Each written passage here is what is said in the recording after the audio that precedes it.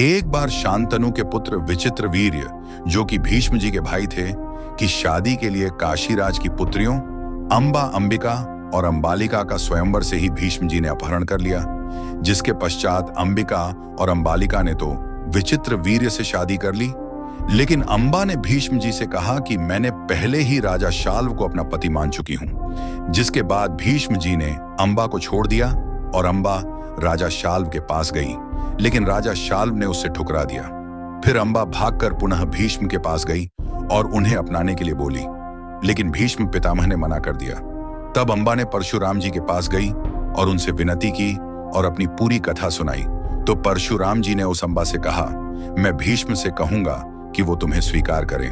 और परशुराम जी ने भीष्म से उसे अपनाने को कहा, लेकिन भीष्म जी ने मना कर दिया, जबकि परशुराम जी उनके गुरु थे।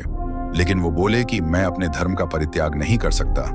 तब परशुराम जी ने उन्हें युद्ध के लिए कहा, तो भीष्म जी ने कहा कि यदि धर्म का पालन करने के लिए अपने गुरु से युद्ध करना पड़े तो भी अवश्य करूंगा। इसके बाद परशुराम जी और भीष्म जी के बीच युद्ध होने लगा और कई दिनों तक युद्ध चला, जिसमें परशुराम जी के बाणों से भीष्म जी अचेत हो जाते तो भीष्म जी के बाणों से परशुराम जी, लेकिन भीष्म जी ने कराल बाण छोड़ा, जिससे परशुराम जी मूर्छित हो गए और उसके बाद 23 दिन तक युद्ध चला। और अंत में भीष्म जी प्रस्वाप्रास्त्र का प्रयोग करने के लिए प्रकट किया, तो सभी देवताओं और उनके पूर्वज ने भीष्म जी को ऐसा करने से मना किया और बोले कि अपने ही गुरु को युद्ध के परास्त करना तुम्हारे लिए उचित नहीं। और तब भीष्म जी ने युद्ध को समाप्त कर दिया। भीष्म जी परशुराम जी के शिष्य थे।